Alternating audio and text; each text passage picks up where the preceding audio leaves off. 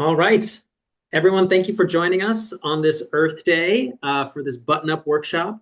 So glad you're here. One of the things I like to always mention when we're talking about energy efficiency is that it is the first fuel. It is the single most accessible and most important step that anybody can take right now, today, on this Earth Day to lower your energy bills, reduce your environmental impact, make yourself more comfortable and resilient. Today on this button up, we have a very special guest who I'm going to hand us off to right away. So to introduce this workshop, I would like to introduce Senator Jeanne Shaheen. Well, thanks so much, Sam, and happy Earth Day to everyone who's on this webinar. Thank you to the hosts of the webinar this morning, not just New Hampshire Saves, but Clean Energy New Hampshire and the Plymouth Area Renewable Energy Initiative. It's exciting to be able to celebrate with all of you. I was thinking as I was thinking about my remarks this morning about the first Earth Day. There are probably some of us on this webinar who remember that first Earth Day, but I was a new teacher at Dover High School, and I can remember all of the school celebrating Earth Day and all of the different events that happened on that day. And it's exciting that we are still celebrating Earth Day. It's disappointing that we're seeing the policy changes in Washington that we've seen, but it's all the more reason that each of us need to act individually. You know, I remember I got into energy efficiency when my husband and I were building our house in 1979 in the middle of the Iranian oil crisis. And we got excited about the potential for efficiency to help us build a more efficient home. So we built our house in Madbury. It's a passive solar design. It's an envelope house, which some of you may know what that is. We have a heat sink on the south side of the house. We have a airspace in the north wall, and the air circulates around to help save energy. We also put solar panels on the roof to heat our hot water, but sadly we had to take those off because the technology wasn't advanced enough at the time. Then we also put in a furnace that could burn wood and oil and garbage if we had to. And we put in triple pane windows. And the exciting thing was that we got tax credits to do all of that because Jimmy Carter was in the White House. And I can remember how sad I was when Ronald Reagan came into the White House and took down the solar panels off the White House and changed the focus from clean energy and alternative energy to back to fossil fuels and the challenges that that's presented. And I've often thought about where we would be if we had kept up some of those policies that were started during the Carter administration. And as we know, they've come in fits and starts. And it is discouraging right now to think about what the Trump administration is doing around energy policy. But it doesn't prevent us from acting individually. And that's, I think, one of the promises of Earth Day is it as a reminder that each of us can act in a way that makes a difference in our environment, in our communities, and in the state of New Hampshire. And I know that that's what the sponsors of this webinar have been doing and what all of you who are joining us are doing. Because I realized the benefits of energy efficiency when we built our home, when I became governor, I was really into energy efficiency, and we started retrofitting state buildings with performance contracts, which didn't cost taxpayers any money, and we wound up saving thousands of pounds of pollution and hundreds of thousands of dollars, taxpayer dollars, because of those retrofits that we did. And then when we did the settlement with public service company, now Eversource, we set up a fund to help homeowners with being more efficient as they work in their homes. And that has saved, again, thousands of dollars to consumers over the years and thousands of pounds of pollution. And it's the kind of individual action that each of us can take that makes a difference. Now, in Washington, I've continued to work on efficiency, and as Sam said, it is the first fuel. I always describe it as the cheapest, fastest way to address our energy needs. And with Rob Portman, who was the senator from Ohio, he and I introduced back in 2011 legislation to address energy efficiency across the federal government in terms of our automobiles and also in terms of training that's required to help ensure we have the workforce to address our clean energy needs. And it took us a long time, but finally in 2021, when we passed the bipartisan infrastructure bill, we were able to get all of the provisions of that legislation done and set up some real benefits for folks to make sure that they can take advantage of energy efficiency. And I always like to remind people that energy efficiency not only is the first fuel, as Sam says, but it's something that we can all agree on, regardless of what part of the country we're from, whether we believe in clean energy, alternative energy sources, or fossil fuels. Everybody benefits from energy efficiency. And it's one of the places where I think we can find common ground in ways that allow us to move forward and help address our energy needs. So while I am, like all of you, I'm sure, frustrated by what's happening in Washington around energy issues, I am still a believer that individual action can make a difference. And if all of us continue to act, we will be able to address the energy needs of our planet, and we'll be able to continue to make progress toward addressing climate change, which of course is the real threat that we're all facing right now because of our use of fossil fuels. So I really appreciate everything that all of you are doing, and whatever work I can do in the time that I'm in Washington to help support you, I intend to be there, because I know how critical it is to our future and the future of our grandchildren and children.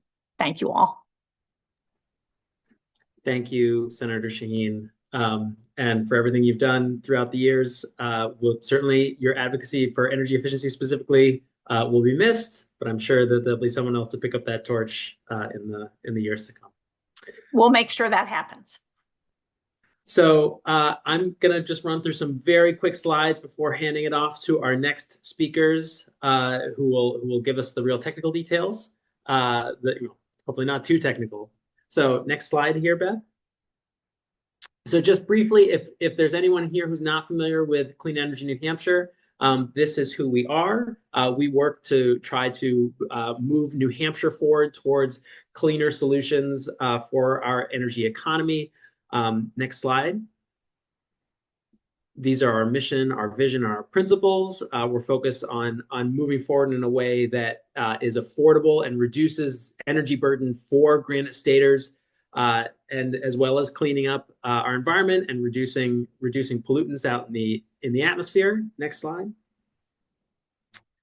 And just a shout out to our technical assistance team, the Energy Circuit Riders, which I will note, Senator Shaheen has been the sponsor of an Energy Circuit Riders Act that would try to turn this program into something that would be a nationwide initiative.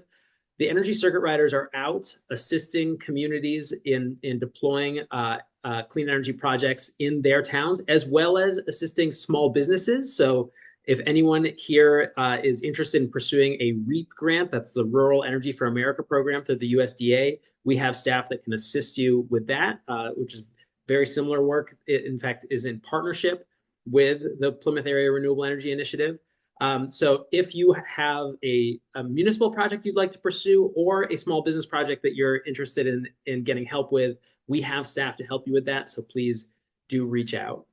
Next slide.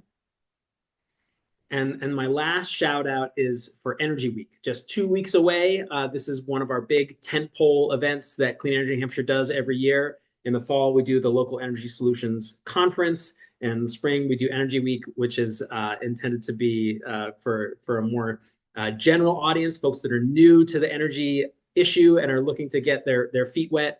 So there are 20 plus events that will be happening all throughout the week. all over the state for all types of audiences, and it's generally speaking a lot of fun. So you should check out the slate of events at that website, nhenergyfutures.org.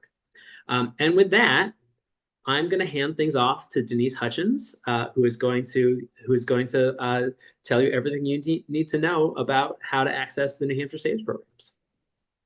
Hello, everyone. Thank you, Sam. So happy Earth Day attendees. I'm Denise Hutchins, Executive Director of PRAY, and our nonprofit is a membership organization focused on building a resilient community for all through local food, sustainable energy, economic growth, and healthy living. We are proud to host our Button Up program as it empowers people to make positive changes in their homes. Since 2012, PRAY has been teaming up with Andy Duncan and delivering button-up presentations nation and statewide. He has more than 25 years of experience in clean energy, including managing training programs at Lakes Region Community College for energy professionals and auditors. And he has a PhD from the University of Michigan, School for Environment and Sustainability. And we are happy to partner with Senator Shaheen and Clean Energy New Hampshire to make this very special energy education presentation to you today. Happy Earth Day.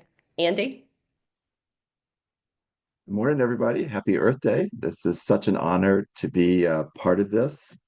Senator Shaheen and Sam Evans-Brown and Denise Hutchins, great organizations. We also have Phil LaMonroe here, who's with Eversource Energy Efficiency, and Phil's quite the expert on energy efficiency as well. So if you do have questions during the presentation, feel free to put them in the chat. We might not have time to answer longer questions, but short questions we can try to address. And as I get into screen sharing here, just want to let you know that this is a very short version of the Button Up presentation. It's about half the number of slides that we normally have. And hopefully that looks all right, everybody. Looking good? Looks great, Andy. Okay. So this is a New Hampshire Saves Button Up presentation. So New Hampshire Saves is the 4 energy utilities in the state: Eversource, Liberty, New Hampshire Electric Co-op, Unitil. Liberty and Unitil have natural gas, and the 4 utilities have electric. They've gotten together to have a really great set of energy efficiency programs. And as Senator Shaheen was mentioning, it's not just residential buildings, it's also commercial, industrial energy efficiency. She's been such a leader at the federal level, but there's really great leadership with New Hampshire Saves with energy efficiency at the state level. And so that's what we're going to be talking about, and it's going to be emphasizing home energy efficiency. For Earth Day is awesome opportunity for that. So a couple of things that we'll be doing is just some quick tips. Insulation and air sealing. I know it's kind of the time where we're kind of opening up windows rather than buttoning up. But the good news is a lot of the things that I'll be mentioning can help keep your house cooler in the summer as well as warmer in the winter. And people kind of wonder, all right, what do I do? How do I take action, particularly on a day like today? And so we'll give you a little bit of scoop there, and also some New Hampshire Saves programs that directly relate to the things I'm going to be talking about. And as Denise mentioned, PRAY is the organization that is helping to put on these button-ups around the state. And you can go to this button-up webpage at the PlymouthEnergy.org website and get the full-length presentation as a PDF on that webpage. So kind of thinking about kind of those quick tips, you might wonder, well, where does all my electric bill go to? And this is just gives you a rough idea of some kind of major uses of electricity. And so it would make a difference whether you had electric hot water heater or not. Refrigerators and freezers actually use quite a bit of electricity. Lighting, we're doing a lot better with, but there's still opportunities. People are surprised sometimes that their dehumidifier in the basement might be using a lot of electricity. So something to pay attention to. So I'll talk about a couple of these things, and the stars on the right kind of give you an idea of where opportunities might be.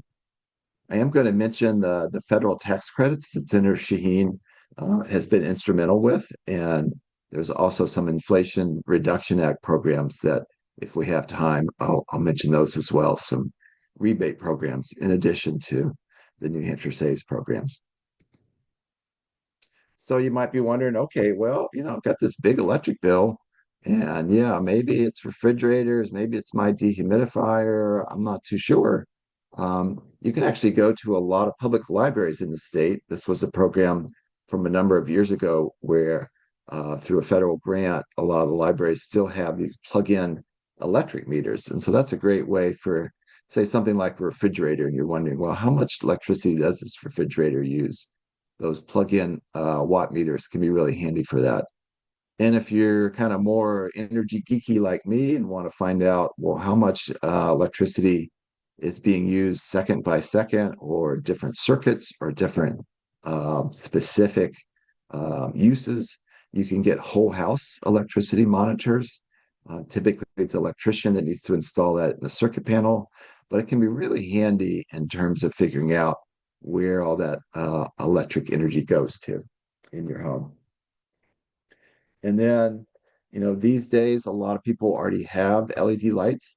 I would say, if you've got any lights that aren't LED and you're using them for, say, 15 minutes a day or more on average, it's probably worth looking into an LED option. And don't have time to go into all the details about the different light colors and dimming and enclosed fixtures, damp locations. So a couple of things to keep in mind. But just to let you know, there are a lot of different types of LED light bulbs out there. And you can even get like candelabra LED lights, or ones that look like old Edison lights. It's really awesome, the variety. And there is a NewHampshireSaves.com store where, if there's some kind of more specialty lights that you can't find elsewhere, that is a good place to look for some of the more specialty light bulbs. And they do have basically kind of built-in incentives for purchasing them through nhsaves.com and their store. In terms of some other things to think about, kind of great Earth Day quick tips. Hopefully you don't have your dehumidifier running quite yet. Maybe it's more June, July, August, September. But if you do run it, you want to kind of set it so it's not running all the time. And that will save a lot of electricity. That's a great item as well, to plug in that plug-in watt meter and see how much electricity that dehumidifier is using. Maybe not quite yet, but I think we'll get some sun here later today on Earth Day. So line dry and close outside, always a great thing. And then when it's time to be purchasing sort of major appliances, look for that Energy Star label. And New Hampshire Saves can kind of help you out there as well, that they have rebates for a number of Energy Star listed appliances. So it could be things like clothes dryers, clothes washers, dehumidifiers, refrigerators, freezers. And there's also some great programs that New Hampshire Saves has in terms of old appliances. So there's some, I think, take back programs for dehumidifiers and window air conditioners. And if you have a second refrigerator or freezer, still functional, but you're really thinking, don't really need a second refrigerator. It could be costing you $150, $200 a year in electricity costs. There's a free haul-away program for those old functional refrigerators or freezers, and you'll get a check from New Hampshire Saves from your utility for $75 for that. So some great programs. You can find out more on the nhsaves.com website about specific rebates. You can actually apply for those rebates online as well.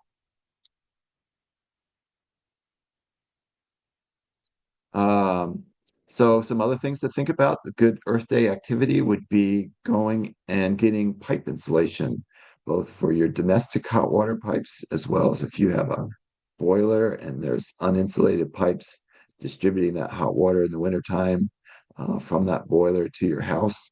It makes sense to insulate those. And then there's some quite good low flow shower heads and faucet aerators that will save you not only on water, but also on the heating cost of water.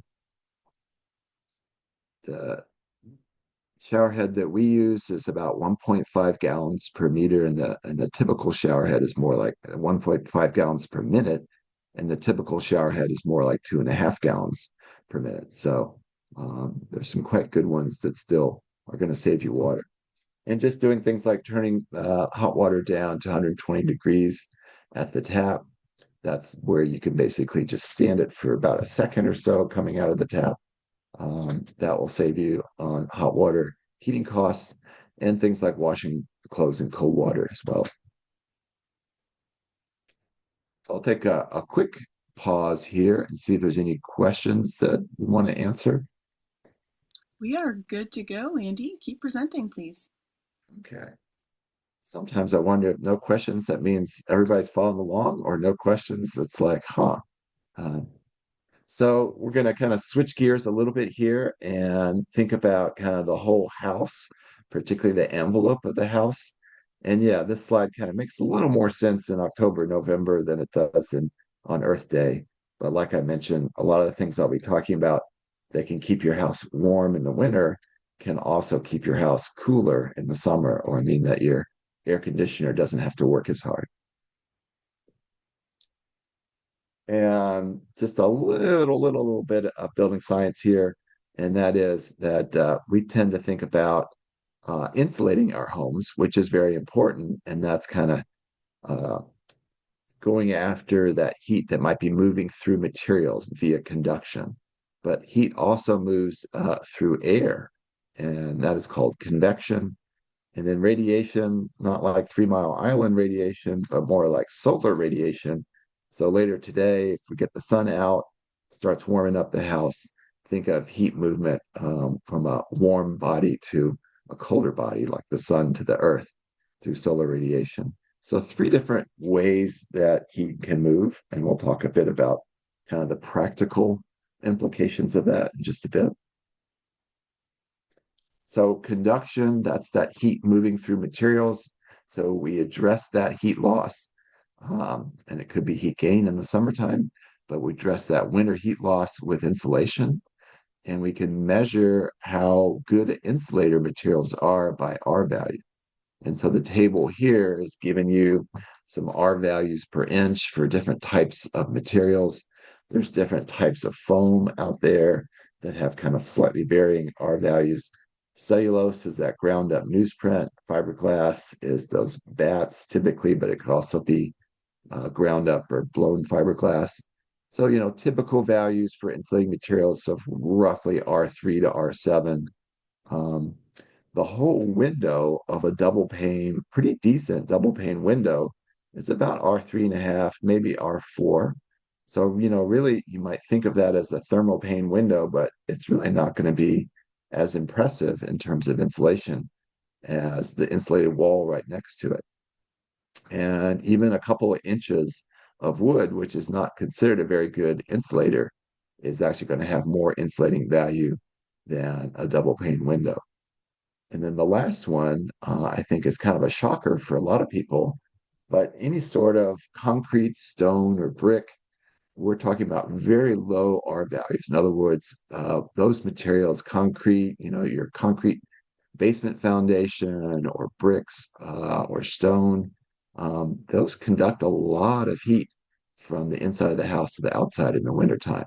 So it can be an important area to go after in terms of insulation.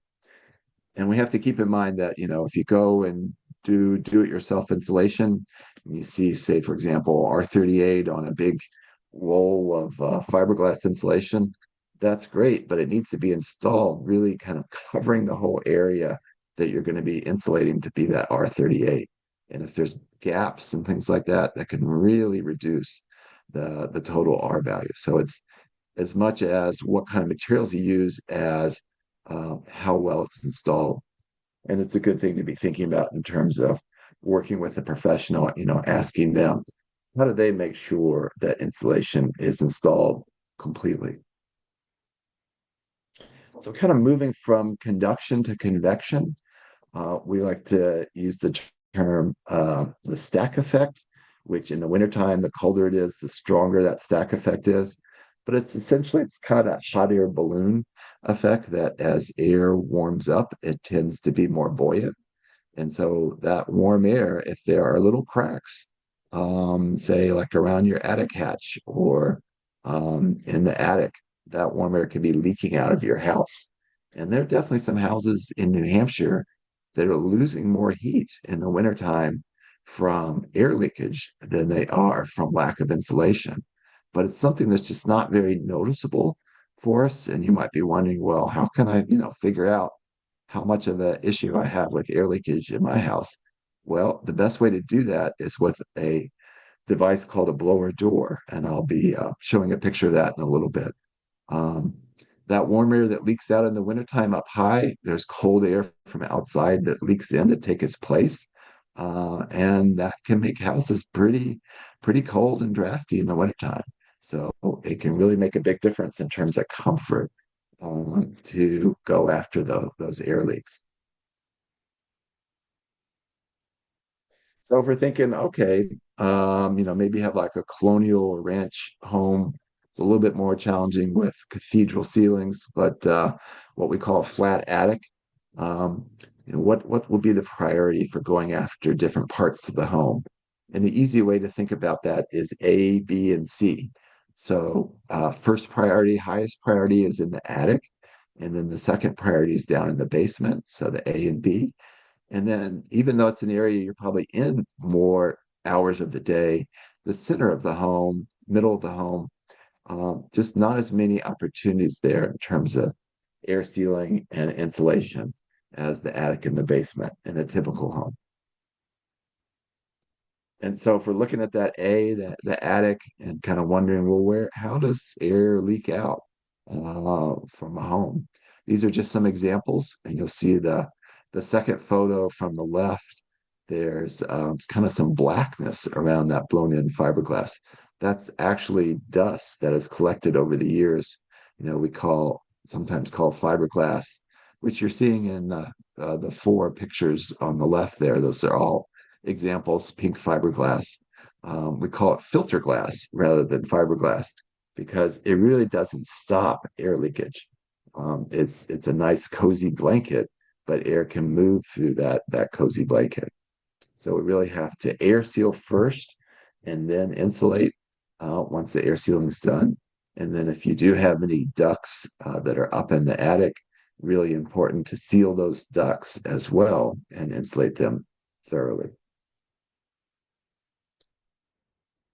So just some examples of air sealing up in the attic. Over on the left is using fire rated materials to seal around a chimney chase.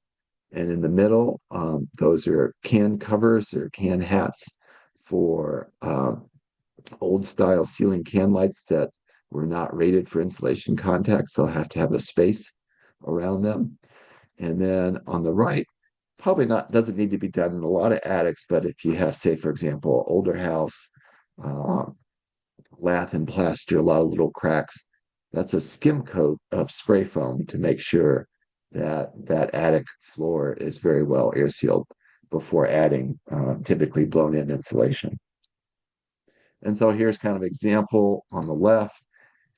Crews, or if you're do it yourself, are going to have to dig through existing insulation, get to the attic floor, do that air sealing. And then once the air sealing is complete, then add a nice thick layer. In this example, the gray material on the right is blown in cellulose insulation, around 12 to 16 inches altogether. Down in the basement, so the B of the A, B, and C, if you're seeing any light around old doors or windows, things like that, there's an opportunity for air sealing there. You'll see there's an example in that third slide from the left that's staining again from filter glass in a different area. And the picture over all the way on the right shows that area that's basically the junction of the basement, the foundation, and the frame part of the house. is oftentimes an area where there can be air leakage. And it's also an area that can be insulated as well. So just, putting fiberglass in an area where there's air leakage isn't really going to stop that air leakage. First, you have to use some sort of material that'll stop the air leakage, and then you could add fiberglass or other insulation. So here's a couple examples, kind of depends on what sort of material you have in the basement, how it's going to be used. It's really important to go after water issues first in a basement before adding insulation. And then also any foam materials is going to need a fire barrier. So you're going to need to consult with a professional about that, about what exactly that would look like. Thermax is a brand name for a particular type of polyisocyanurate. Typically, it comes in 2 inches of foam board, and then it has a metal coating. And Thermax has been rated for at least basements that aren't occupied but are just used for access. So that's over on the left, 4x8 sheets of Thermax spray foam in the middle photo with going to have drywall covering that or some material like that. And then it's super hard to see over on the right, but that is spray foam that has an intumescent paint covering to give it a fire, uh, help improve the fire resistance of it. So there's multiple options, and that can make a big difference not only in the warmth of the basement. You might go down in the winter and say, "Oh, well, my basement's pretty warm." Well, maybe you don't have insulation around the pipes, and those very thermally conductive materials, concrete, stone, brick, they can have a lot of thermal mass, so that can kind of hide the fact that there's a lot of heat loss that's moving through those materials through conduction. So it's certainly worth thinking about. And now, is a great time to be thinking about next winter. It does seem like we just got through a relatively cold winter and might be thinking, don't want to think about that. But now is a great time to be working with professionals where it is kind of coming into their less busy season. So A, B, and C, we're now on to C, the center of the house. And, it's certainly an area that you live in more typically, but there just aren't as many opportunities. People think, oh, my windows are leaky. A lot of windows really aren't that leaky. But if you do have, say, for example, old style windows that have these pulleys, they're pulley hung windows that have a counterweight coming off of a pulley, there can be a lot of leakage through those pulley pockets. Or if you have, say, a fireplace that doesn't have a good damper to close it, you might not notice it, but in the wintertime, there could be a ton of air leakage just going up that chimney. There are some fireplaces that, even with a fire going, they are negative efficiency in the sense that there's more heat going up the chimney than heat being provided by that fire. And then it can be even worse when there isn't a fire going. So one opportunity, particularly if there's not a whole lot of insulation in your walls, is dense back insulation. It's typically that same cellulose type material, ground up newsprint, so it's recycled, but it's about 3 times as dense, putting it into those walls to make sure that not only are those walls insulated, but they're also not going to have air leakage going through them. All right. Any questions that we should address? Hey, Andy. So we did have two Yeah. questions come through the Q&A, both of which Phil has responded to. Is there a particular brand model of whole house electric monitor you'd recommend? And then sometimes I think my attic is poorly insulated, but then it is insanely hot in my attic in the summer. So Phil did respond to those, unless you have something else that you'd like to add in particular. Yeah, I'll agree with Phil that I mean, there's definitely other brands out there, but Sense is a relatively local brand. I think it was MIT graduates that came up with this whole house electricity monitor, and they're using artificial intelligence. It's basically monitoring all the electricity in the house, but it's using AI to basically find the electric signatures of major electric users in the house. So you don't have to put separate monitors, say, for example, on each circuit. It won't capture everything, but for example, I have a plug-in uh, plug-in EV, hybrid EV, and it's basically able to tell me exactly how much electricity I'm putting into that EV when it's when I'm charging it up. And same thing for like my boiler circulator pump, which is a great proxy for how often my heating system is operating. So, and it usually catches refrigerators, things like that. And we do have another one that just came in, but Phil, maybe this is another question for you. Krishna, is there any other financial incentives for to invest in clean energy or efficiency? That's a good one. Why don't we save that one for a little bit later? Because we'll be talking about New Hampshire Saves incentives, but then I'll also be talking about some federal incentives that are available, tax credits, and hopefully some home energy rebates that are coming down the pike. So if we have time, we'll cover that at the end. And there are some good websites out there to kind of look up um, different opportunities for different situations, renters versus homeowners, or solar versus energy efficiency. We're focusing on energy efficiency here, but there are some renewable energy incentives out there as well. Wonderful. Thanks, Andy. So should I keep on going? Keep on keeping on. Okay.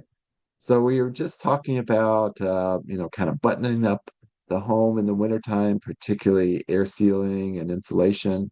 And people kind of think, well, house needs to breathe. And it's like, well, not my favorite expression. It's sort of like saying, well, we need good ventilation in a car. So why don't we just ride down the car, on the interstate in the wintertime with the windows open? It's like, I think, using that um, the ventilation system and the heater with the car might make a lot more sense.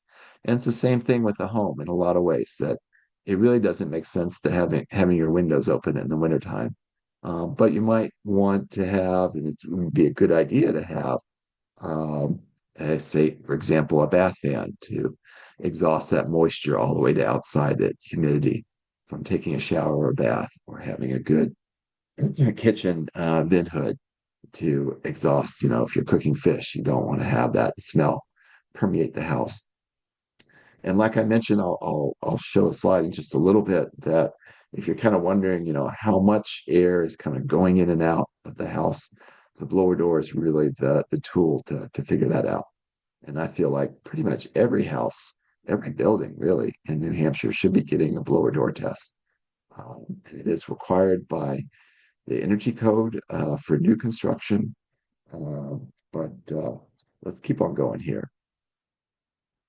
And so a lot of people think, well, what about windows? And windows can certainly, if you have like single pane window and you get that thermal pane that's R3.5, R4, you're going from R1 to R4, maybe that can make a big difference, but they're also very expensive. So there's other options out there. And I'm proud to say that a Maine nonprofit called Window Dressers, they have these window inserts that are much less expensive than the many other options, because they're all volunteer labor. And what's exciting for me is that this fall in Merrimack County, Concord area, there's going to be 3 window dressers community builds. So if you're interested at all in window efficiency and helping out to create these wood framed inserts, check out the windowdressers.org website. But there's certainly plenty of other options as well. And it's just for the amount of money that you would be spending to replace all your windows, you could get a lot more bang for your buck in terms of doing air sealing, insulation, lots of other things for that same amount of money. So it's really kind of a cost effectiveness in terms of window replacements and other options to improve that building envelope, that building shell. So you might be thinking, well, this is kind of a lot of stuff. And it's kind of the same way with your car. You could do a lot of the work on your car yourself. There's do-it-yourselfers who really like doing all this, crawling around the attic and all. But there are professionals who will do what's called energy audits or energy assessments. And the program that Phil and I are going to be talking about in just a little bit, home energy performance, that comprehensive energy audit is included with the program. And that is awesome. It's actually a free energy audit, and it typically would cost about $500, $600, something like that, for that audit to be done on your own. But even if you don't qualify for the program, it might make sense to work with a professional energy auditor. And if you have any questions about that, Phil and I can answer questions about how you'd go about finding an energy auditor. So here's that picture of the blower door. So typically it's an adjustable frame that goes into an exterior door. It's got a big exhaust fan. And so what it's doing is depressurizing the house, kind of atmospheric level pressure. So equivalent of like about a 35-mile-an-hour wind blowing all around the house, negative 50 pascals depressurization. And then the blower door operator will measure how many cubic feet per minute of air are going through that fan at that 50 pascal pressure difference. And so it gives a good apples to apples comparison of different houses, particularly if you take into account the volume of the house. So with our energy code, there's an ACH 50 number, which is air changes per hour at that 50 pascal pressure difference. You can only get to those numbers, CFM 50 or ACH 50, by doing a blower door test. And it's amazing. And I think any energy auditors or professionals in the audience, I think it's always amazing how even those of us who've done a lot of energy audits, how you learn something every time you do a blower door test. Every house is a little bit different. It's also used by the air sealing crews to kind of prioritize what air sealing they're going to do, and to check how good a work they've been doing with air sealing. And then kind of a little bit more gee whiz factor, and you can use these two together, a blower door and an infrared thermal camera. But think of a thermal camera as basically, as the name implies, it's not a visual camera. It's giving you a visual picture, but those are, in essence, about 10,000 or 50,000 pixels of thermal or thermometers, infrared thermometers. So what you're seeing at that upper left image, it's that inset wall, that vertical wall coming down. It's purple. Well, the reason why it's purple is it's a little bit colder outside than inside, and that purple is showing that that wall is not insulated. Similar sort of thing with the upper right photograph. The lower photograph was actually taken in the summertime with the blower door running. So what you're seeing there is actually warm air infiltrating in from a cathedral cavity.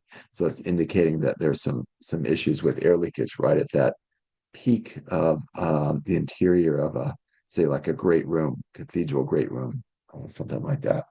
These are all infrared images taken from inside. And just real quickly, we go into more detail about this with the full length slides. So I encourage you to take a look at those. But if you've got, say, for example, heating oil heat, it makes sense to get that oil boiler or furnace cleaned and combustion checked every year. Propane, natural gas, maybe every 2 years, but just making sure it's operating properly, replacing the filters relatively frequently throughout the season, and considering a more energy efficient replacement. But I do want to make a note here. I think sometimes we fixate a little bit on equipment, and people are like, yeah, I've got a real efficient house. I've got, an efficient boiler, efficient furnace.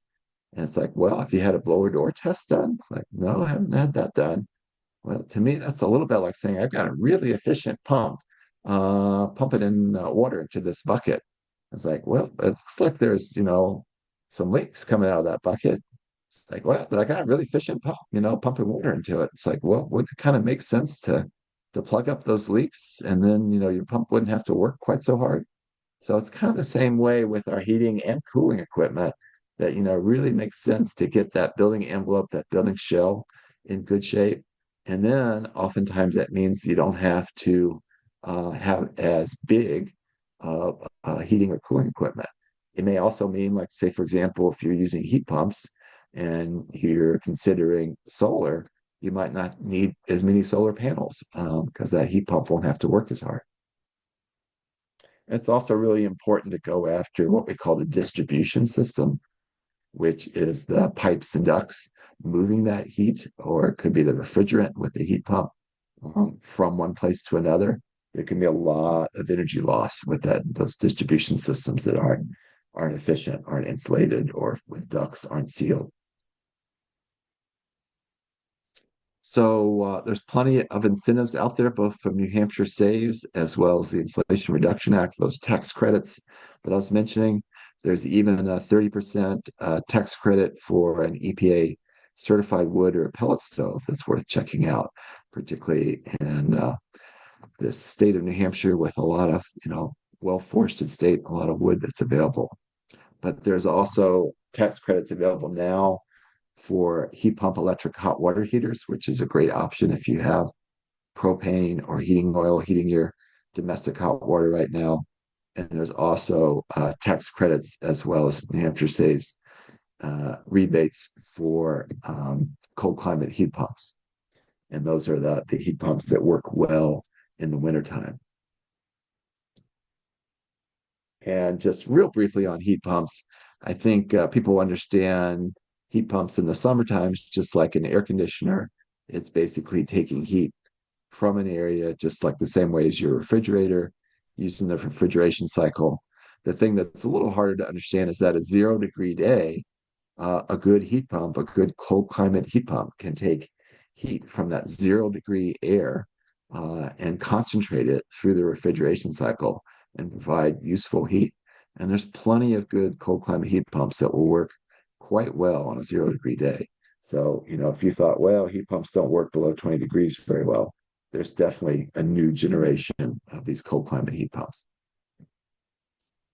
And with the longer presentation, we go into a little bit more detail about all the different New Hampshire Saves rebates and incentives, including heating and cooling, hot water systems, new homes, financing programs, appliance rebates that I've mentioned.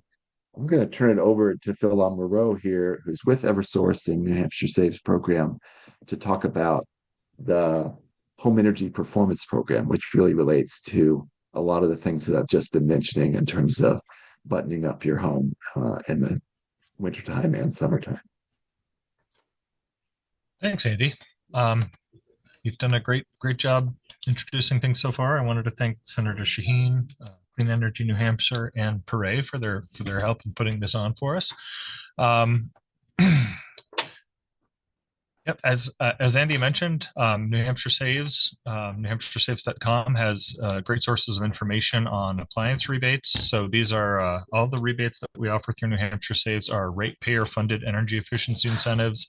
There's a small charge called the SBC charge on everyone's electric bills that goes to fund this, and we file efficiency plans that get reviewed and approved by the Public Utilities Commission to operate these programs. So everybody's contributing to these, so please feel free to take advantage of them. Next slide, please. So the program that is available to almost everyone is our existing homes program. In it, if you're building a new home, there is great opportunity to kind of go above code with new construction, and there are incentives there. But there are a lot of existing homes in New Hampshire, and they may have been built as long as 200 years ago, and maybe they've had some upgrades over the years. But the goal of the program is really to help people find the cost-effective energy efficiency measures in homes that bring them kind of up to our current energy efficiency codes. It can't happen everywhere, but we do our best to working with the program and the auditors to make educated decisions about improving the building shell. So it's a free audit that once once you apply to the program, there's a free audit, and we partner you with an energy auditor firm that relies on BPI certified auditors to evaluate your home. The qualification is through a home heating index calculator. So you need to know your zip code, the utility that provides your electric or gas, the heated area of your home, and your annual heating fuel use. Thanks, Andy. And using this information, you put it into this calculator, and it will, you can see over on the left the information I specified, your utility, the zip code, the heated air of your home, and your heating fuel use will generate a home heating index. And this isn't just a made up number. This is the BTUs per square foot per heating degree day that is calculated based on how much energy your house uses. And we use this for two reasons. One is to identify homes with opportunity, and the other is once we accept your application, that energy use comes in with your application, and we use that as a basis for modeling energy savings that are recommended as a result of the audit process. So you may notice that there's a slightly different qualification based on your electric or gas utility, and that is primarily because we all have separate budgets, and we're trying to optimize how much work we can do in a year and serve as many people as possible. So you may notice that, if you have a home heating index as low as 6 and you're an Eversource customer, you can apply to the program. Some of the gas utilities have slightly higher qualifications, as the cost of gas can make improvements a little bit more challenging to be cost effective. But I would say if you have any questions, you can always contact your utility directly and ask for help with them. Next slide, please. So this is a page out of a contract that you might get as a result of an audit. So as Andy mentioned, when you get an audit of your home, there would be an auditor from a certified firm that works in the program. They would come out and they'd evaluate some some health and safety measures to ensure that your home can safely be insulated and air sealed. They'd look at your heating system to make sure that's functioning correctly. Then they would go through kind of the ABCs of air sealing and insulation to evaluate your current levels of insulation. Doing the blower door, you'll notice that the fourth line down here it says reduce the house air leakage from 2287 to 1500 CFM50. So that's a quantified measure of how leaky the house is, and that's what the blower door shows you. We will actually incentivize any air sealing materials and labor at 100% of the installed cost, because it's always very cost effective to do that in any house. So Andy mentioned that we offer up to $6,000 in incentives. That air sealing we pay for 100% of. There's also an audit fee that we pay 100% of. And then the insulation measures we pay for 75% of, up to a program cap of $6,000 per electric meter. So if you have a 2-family house with 2 electric meters and they both participate in the program, each of those units would qualify for their own $6,000 incentive through this program. The other thing you'll notice on this table is over on the right, there's a payback period that's calculated on it's calculated by dividing the cost of the measure by the energy savings on an annual basis. So if you were to do that whole package, the payback period for everything on this contract shows that your energy savings would pay for your share of the investment in as little as 2.8 years. So this is estimating your annual operating savings to be at $816 per year total, and you can split it out by line item, by measure. But you may notice that one of the downsides of this is that the rim joist insulation measure on this down towards the bottom didn't get much of an incentive, and the customer copay makes it look like it's got a really long payback period. But I can assure you, as part of the package, it's a highly cost-effective measure. So I think that's all for now. Andy, next slide. We also have an income qualified weatherization program. So the home energy performance program is open to anyone, regardless of income. The Home Energy Assistance Program is income qualified. And through the Home Energy Assistance Program, we can offer 100% cost of qualified weatherization measures up to $15,000 for income qualified families. And the way you would qualify for this is you would contact your local community action program. There's a 211 number over on the right where you can find that. You can also find a list of community action programs through the New Hampshire Department of Energy or New Hampshire Saves. But these community action programs are county level agencies. They get some federal funding, and then they get some funding from us to do this weatherization. It does have to be cost effective, but again, there's no cost to the participant once you qualify for the program. And the qualifications for the income qualification for the HEA program, it's the same level as the qualification level for the fuel assistance program or the electric assistance program. So I believe it's 60% of the area median income for the region. If your family meets that, you would qualify for this HEA program. Again, Thanks, Phil. We've got a couple more slides. Great price. All right, we're jump getting in there, close Andy. to 11:15. Yep.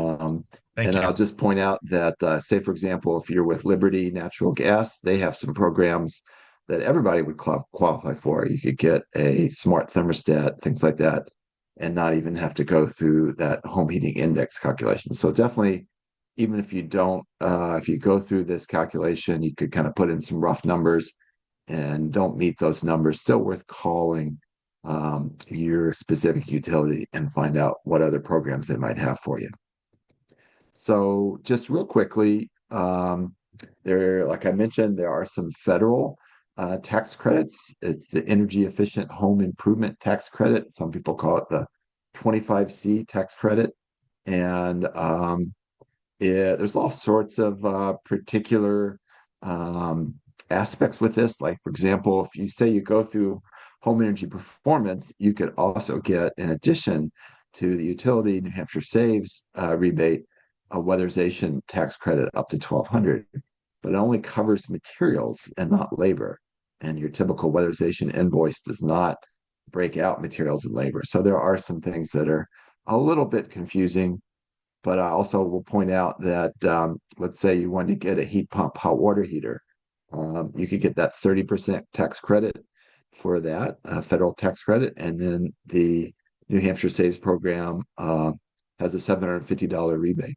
So that would really make that net cost of that heat pump hot water heater very low, and they're very efficient as well in terms of heating hot water. And we're just about out of time, which is probably about appropriate here because I'm not too sure if these rebate programs, the HERE program and the HOMES program, are going to be happening. They have been. For example, you can go over to the state of Maine, and this home electrification appliance rebate program is happening in Maine and other states. It's from the Inflation Reduction Act, and that's a little bit of a political football these days. The money has been allocated to New Hampshire, but things are kind of on a slow track with it. But as you can see, some pretty substantial rebates. There's an income qualification aspect of it, area median income. And so I just don't have time to go into a lot of detail. There's also a HOMES program that is somewhat similar to home energy performance. But again, we're not sure if that's going to get implemented in New Hampshire. So we're pretty much done here. It's about 11:15. We've kind of done a quick romp through New Hampshire Saves Button Up. Check out the slides at PlymouthEnergy.org if you want to kind of get more information. And I'll just leave you with my contact information, both at the community college as well with my company, Foster Sustainable Energy. And thanks, everybody. This has been great.